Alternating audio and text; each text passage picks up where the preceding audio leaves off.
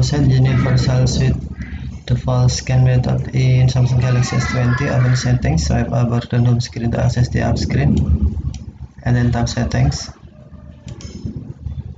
You can also open settings screen from notification panel, swipe the notification panel, and then tap settings icon. Scroll down settings screen, find accessibility,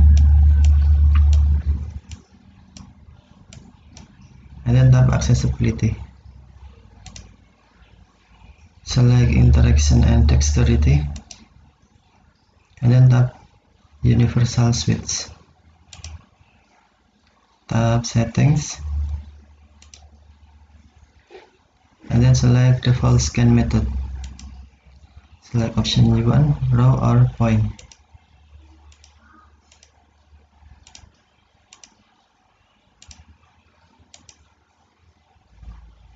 If you need the tutorial with